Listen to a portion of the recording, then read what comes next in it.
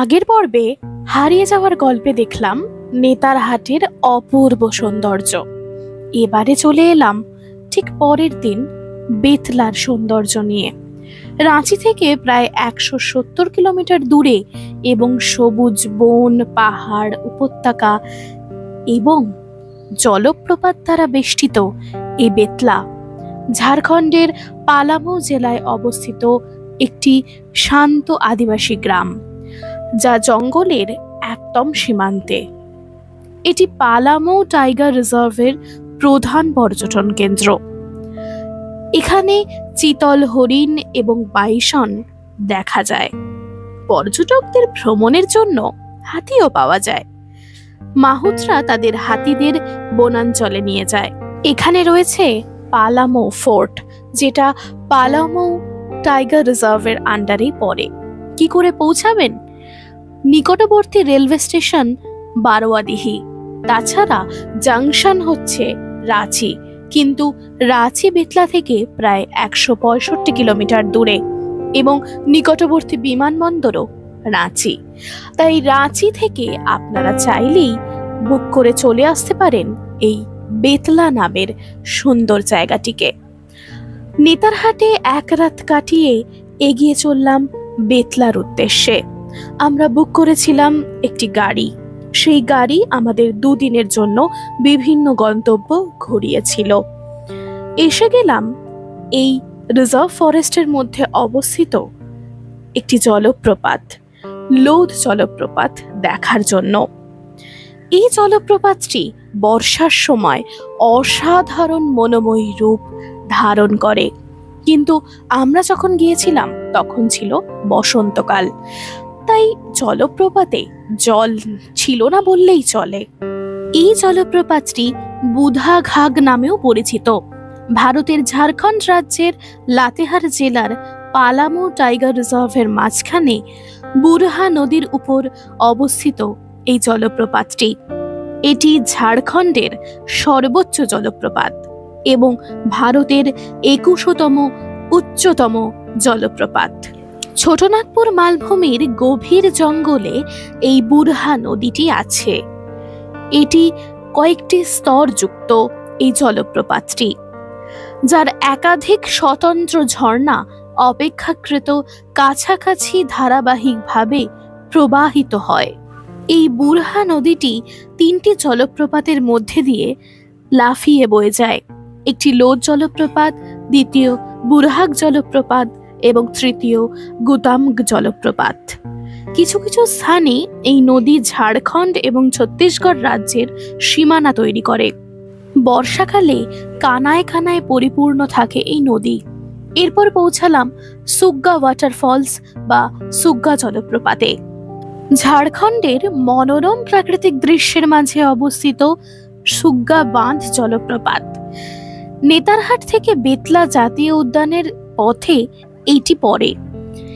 এই জলপ্রপাতটি যদি আপনি প্রকৃতি এবং অ্যাডভেঞ্চার পছন্দ করেন তবে একটি শান্ত নিবাস হতে চলেছে। সুগ্গা বাঁধের ঝর্ণাধারা জলরাশি উত্তর কোয়েল নদী থেকে উৎপন্ন হয়, যা এর প্রাকৃতিক আকর্ষণকে আরও বাড়িয়ে তোলে। প্রায় 35 মিটার উচ্চতার এই জলপ্রপাতটি সবুজ বন এবং দুর্গম পাহাড়ের মাঝখানে গড়িয়ে পড়ার সময় অসাধারণ মনোমুগ্ধকর দৃশ্য তৈরি করে।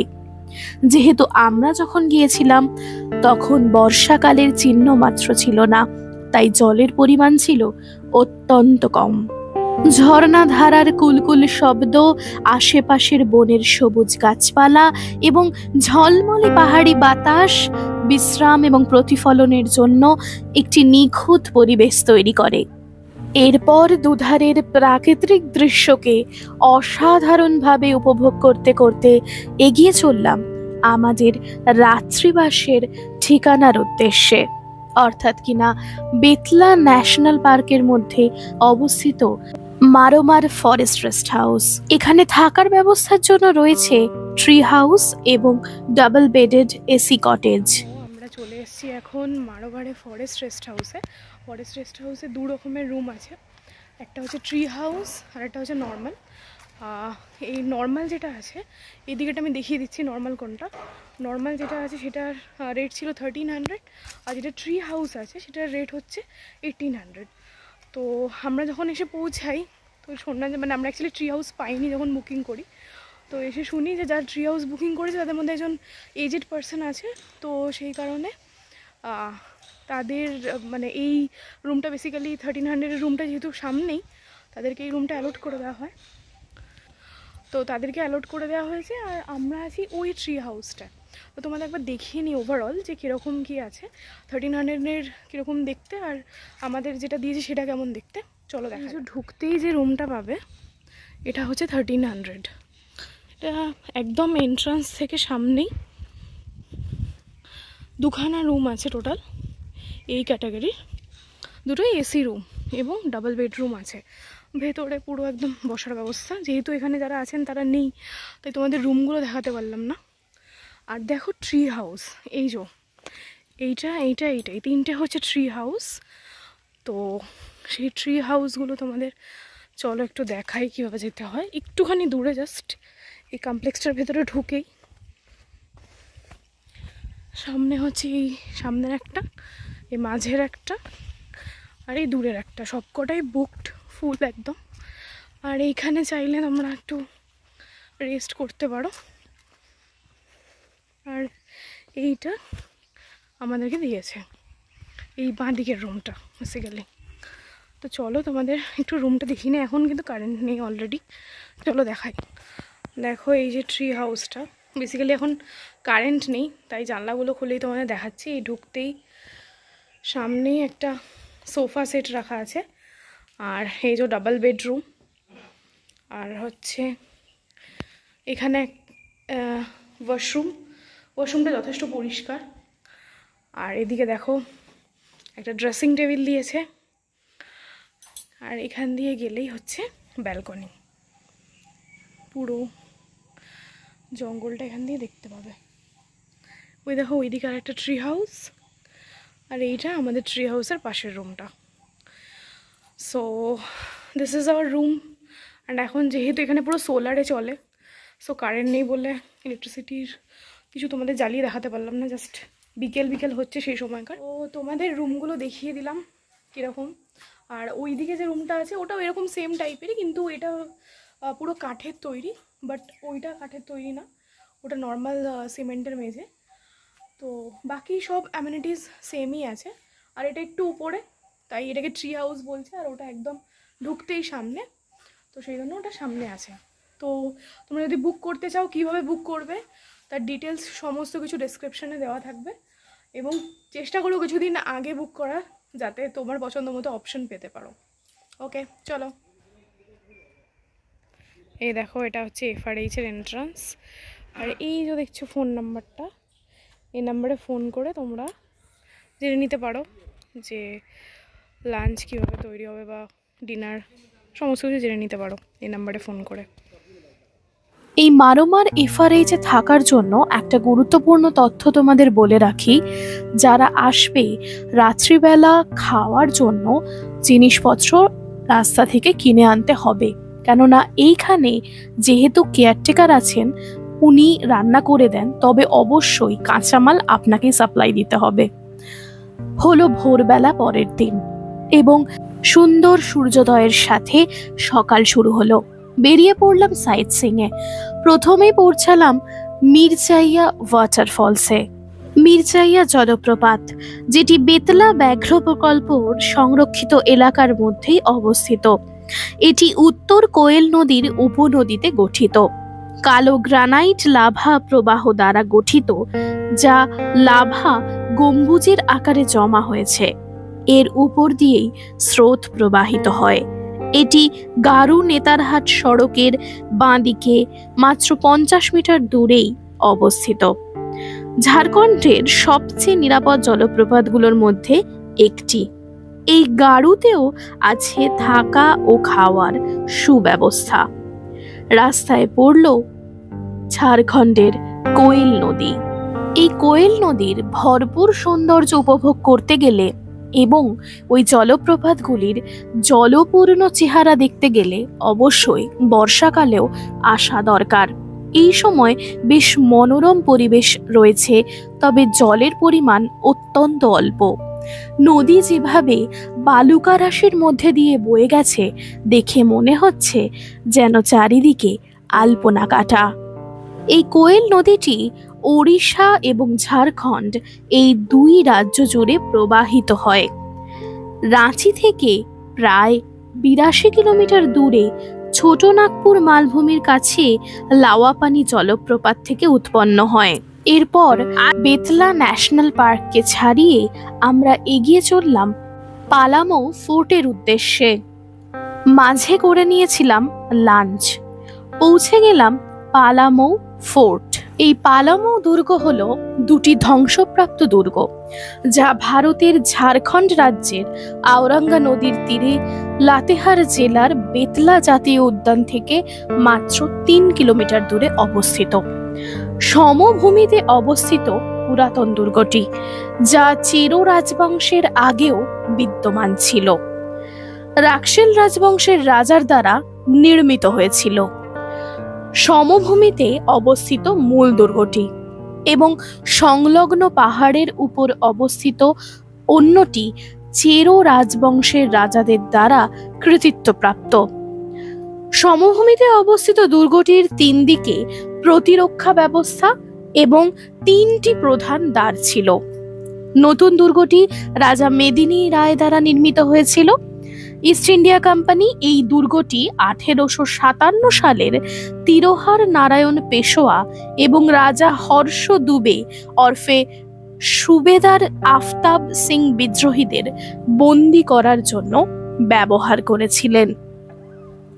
রাজা মেদিনী রায় 1658 থেকে 1674 সাল পর্যন্ত পালামৌতে 13 বছর রাজত্ব করেছিলেন। পুরাতন দুর্গটি একটি প্রতিরক্ষামূলক কাঠামোতে পুনর্নির্মাণ করা হয়েছিল। পুরাতন দুর্গটি প্রায় 1 কিলোমিটার পরিধি বিশিষ্ট এবং সিঁড়িযুক্ত জমির উপর দাঁড়িয়ে রয়েছে। এর একটি ক্রস ওয়ালও রয়েছে, যা নিচের এবং উপরের অংশগুলিকে আলাদা করে। পাহাড়ের উপরের দিকে এই দুর্গে 4টি সুরক্ষিত দরজা এবং প্রহরী টাওয়ার রয়েছে। ডালটনগঞ্জের কাছে শেরশাহ সুরি পথে ঔরঙ্গাবাদের বনের গভীরে অবস্থিত এই দুটি বৃহৎ দুর্গ। সমভূমিতে মূল দুর্গ এবং সংলগ্ন পাহাড়ের উপর অন্যটি চেরো রাজবংশের রাজাদের দ্বারা তৈরি। দুটো দুর্গই বিশাল এলাকা জুড়ে বিস্তৃত এবং সম্পূর্ণ ব্যাঘ্র প্রকল্পের অভয়ারণ্যের মধ্যেই অবস্থিত। প্রচুর হেঁটে ভিতরের দিকে গিয়ে তবে এই জায়গাগুলি দেখতে হয় এবং জায়গাগুলি পুরোপুরি বলতে গেলে ভগ্নপ্রায়।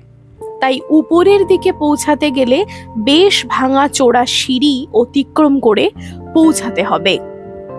রাজা মেদিনী রায় যুদ্ধের দান দিয়ে সাতওয়ারের কাছে নিম্ন দুর্গটি নির্মাণ করেন। তার ফলে এই দুর্গটি জেলার ইতিহাসে বিখ্যাত হয়ে ওঠে। সম্রাট আকবরের রাজত্বকালে রাজা মান সিংহের নেতৃত্বে মুঘলরা 1574 সালে আক্রমণ করে, কিন্তু পরবর্তীকালে আকবরের মৃত্যুর পর 1605 সালে পালামৌতে তার সৈন্যদল পরাজিত হয়। জাহাঙ্গীরের রাজত্বকালে পাটনা এবং পালামৌয়ের সুবেদার রাক্সেল শাসকদের উপর কর আরোপের চেষ্টা করেছিলেন, যা তারা দিতে অস্বীকার করে। ফলে মুঘলরা পরপর 3টি আক্রমণ চালায়। রাজা মেদিনী রায়ের মৃত্যুর পর চেরো রাজবংশের রাজপরিবারের মধ্যে প্রতিদ্বন্দ্বিতা দেখা যায়, যা শেষ পর্যন্ত এর পতনের দিকে পরিচালিত করে। 1771 সালের জানুয়ারি মাসে ক্যাপ্টেন ক্যামাক যখন নতুন দুর্গ আক্রমণ করেন, তখন চেরো সৈন্যরা বীরত্বের সাথে যুদ্ধ করে, কিন্তু জলের অভাবের কারণে তাদের পুরাতন দুর্গে পিছু হটতে হয়। এর ফলে ব্রিটিশ সেনাবাহিনী কোনো লড়াই ছাড়াই পাহাড়ের উপর অবস্থিত নতুন দুর্গটি দখল করতে সক্ষম হয়। এই অবস্থানটি কৌশলগত ছিল এবং ব্রিটিশরা পুরাতন দুর্গে কামান সমর্থিত আক্রমণ চালাতে সক্ষম হয়। চেরোরা তাদের নিজস্ব কামান নিয়ে বীরত্বের সাথে যুদ্ধ করেছিল, কিন্তু 1771 সালের 19শে মার্চ ব্রিটিশরা পুরাতন দুর্গটি অবরোধ করে।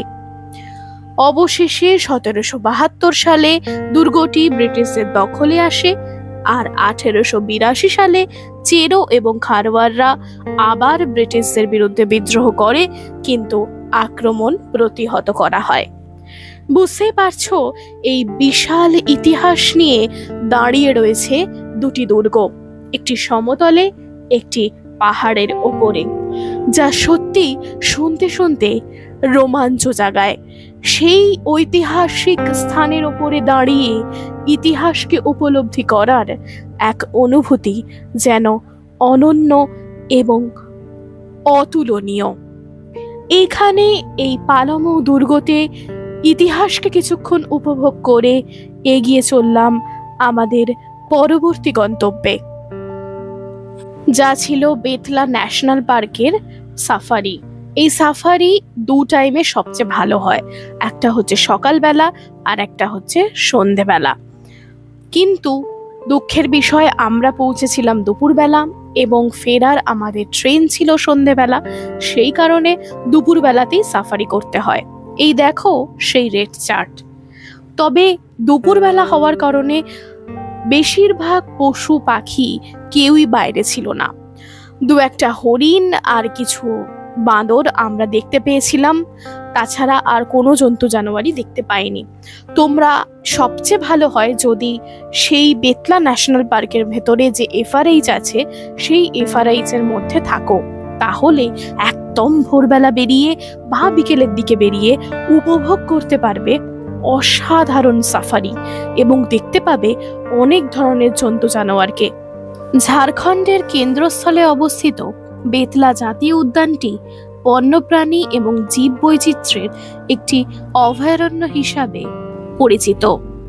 প্রায় 232 বর্গ কিলোমিটার এলাকা জুড়ে বিস্তৃত এই সংরক্ষিত অঞ্চলটি দর্শনার্থীদের ভারতের প্রাকৃতিক ঐতিহ্যের সমৃদ্ধ ভূদৃশ্যের এক ঝলক দেখায়। একই সাথে বন্যপ্রাণীদের জন্য একটি স্বর্গ এবং প্রকৃতির আলিঙ্গনে সান্ত্বনা খুঁজছেন এমনদের জন্য এই অভয়ারণ্যটি অসাধারণ। এরপর গিয়েছিলাম কোয়েল নদীর সঙ্গমস্থলে। এখানে চাইলে তোমরা স্নানও করতে পারো। ঠান্ডা জল বয়ে যাচ্ছে এই নদীর সঙ্গমস্থলে এবং এখানেও আরো একটি এফআরএইচ আছে। এখানেও সামান্য কিছু সময় কাটিয়ে এবার এগিয়ে যেতে হবে রাঁচির উদ্দেশ্যে, যেহেতু রাঁচি জায়গাটি এখান থেকে প্রায় 3.5 থেকে 4 ঘন্টা দূরে। দেখো ট্রেন যাচ্ছে এই নদীর বালুকাময় রাশির ওপর দিয়ে। এখানেই এবারের হারিয়ে যাওয়ার গল্পটি শেষ হলো এবং পরবর্তী গল্পে থাকবে আবার এক নতুন হারিয়ে যাওয়ার গল্প। সাথে থেকো, দেখা হচ্ছে পরবর্তী গল্পে এক নতুন রূপকথা নিয়ে।